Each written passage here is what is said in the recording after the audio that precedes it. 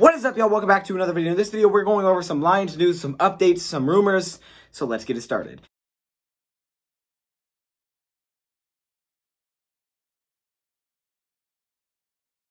I want to show you guys my little helmet first off. Oh, it fell over. Come on.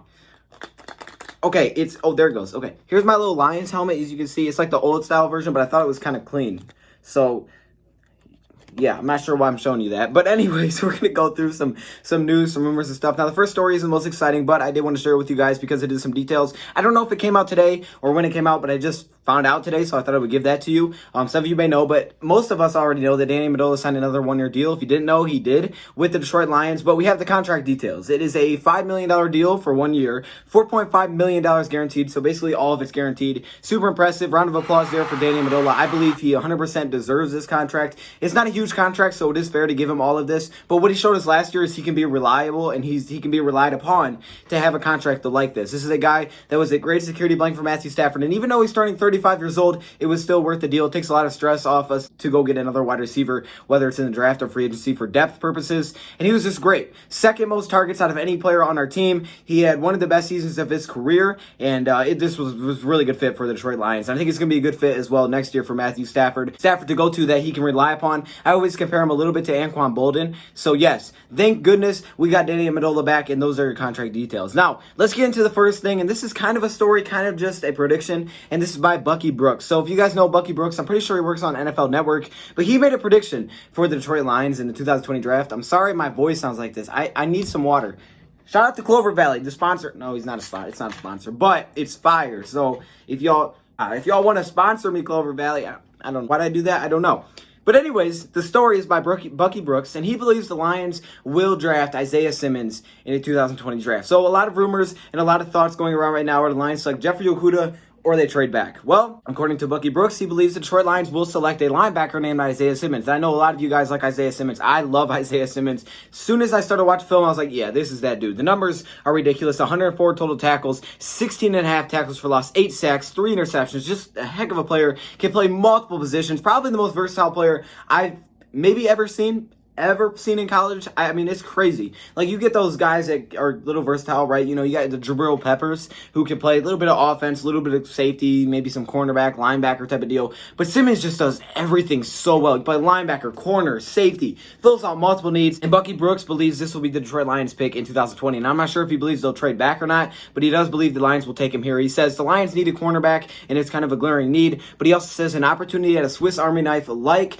Isaiah Simmons at his talent level is who you take 10 out of 10 times. And he also calls him a playmaker. But to go along with this story, we heard Bob Quinn praise Isaiah Simmons, and he said he is a playmaker. And we know the Detroit Lions said before the offseason really started that they need to get some playmakers for 2020. And Isaiah Simmons, according to Bob Quinn, is that. So don't be surprised if we draft him. Now, they say a lot of good things about a lot of prospects, so they're not going to like dog on a prospect. They just won't select him. If they don't like him, they won't select him. We've heard them talk good about Tua. We've heard them talk good about Jeffrey Okudah. Now he's talking good about Isaiah Simmons. So we'll see what happens. Either way, I want to give you guys that thought. So any Isaiah Simmons fans, that's who you want to see us draft. Bucky Brooks, hey, he's your guy, I guess. Next up is Tuatara Height news, and this is actually good for us in, I guess for both cases. The people that want Tua and the people that don't want Tua, this is good in both situations. So Tuatara Height, you know, we heard more about his medical reports, and apparently they have come back overwhelmingly good, and that's perfect for the Detroit Lions. Whether you want to draft him, obviously that's great. You need a guy that's healthy, or if you want to trade back, this is great because it allows other teams to be looking at this and say, wow, okay, he's healthy. This is actually worth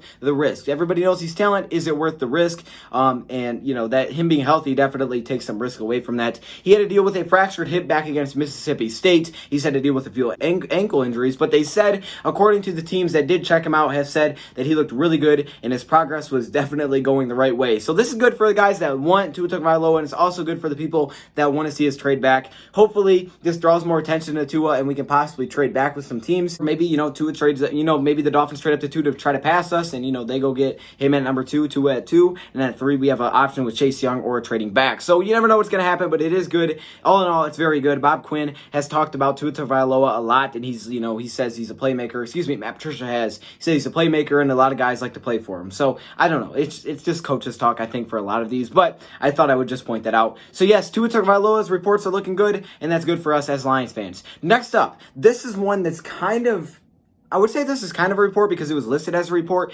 but I also think it's kind of a rumor, and it is that the Detroit Lions will be interested, most likely to make a play for Dion Lewis this offseason. So the Tennessee Titans are expected to release Dion Lewis, their second running back behind Derrick Henry. Keep that in mind when I go through some of these things. He is the second running back. Derrick Henry kind of gets all of the load, okay? So that's why he's not as involved. But Dion Lewis was a running back that was with both the Philadelphia Eagles and the New England Patriots before he ended up with the Tennessee Titans. And a lot of people liked him after he was with New England, and he ended up with Tennessee. Just hasn't really worked out perfectly. However, he has still shown a lot of glimpses being talented. He's a 27-year-old, kind of short running back. I guess that's not super important, but his role is similar to what a Theo Riddick's role would be, in my opinion. So looking back on his past 2 years with the Tennessee Titans, they haven't been beautiful. 2018, 3.3 yards per carry. 2019, almost 4 yards per carry, which is obviously better, but not a lot of attempts. He only had 54 carries in 2019. He had 155 in 2018, only one touchdown in the 2 years together. Now, where you really like a player like this is receiving.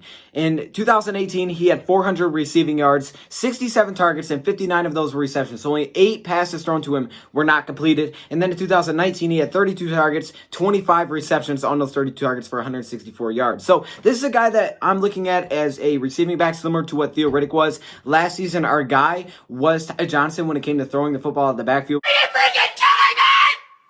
We saw Kerryon with glimpses. Everybody knows the big screen against the Chargers.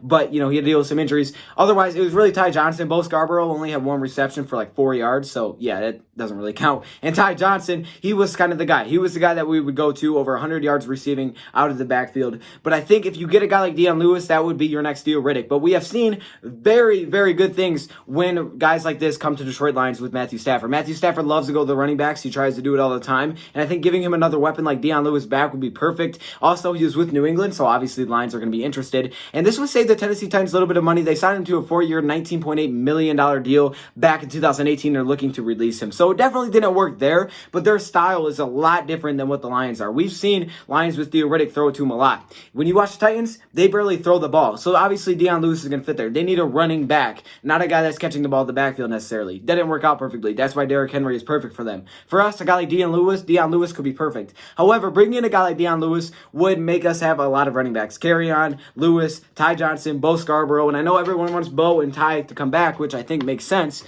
I would definitely say if this move does happen, the Lions bring in Dion, make sure you keep an eye out for the possibility of the Lions moving Kerryon Johnson this offseason. Keeping 4 running backs probably isn't the thing that they want to do. And, if the Lions can get a solid offer for Kerryon, keep an eye out that it could happen. I'm not saying it will, but it could happen. Also, we will be talking more about the Combine probably later tonight. And like I said, Thursday, Friday, Saturday, Sunday is when everything will start to pick up with that. So we'll definitely get into it then. So there's your news that I have so far about the Detroit Lions. Let me know your thoughts, comments below. If I missed any news, make sure you let me know. And if you guys are enjoying these, also let me know. Thank you for watching, and I'm out.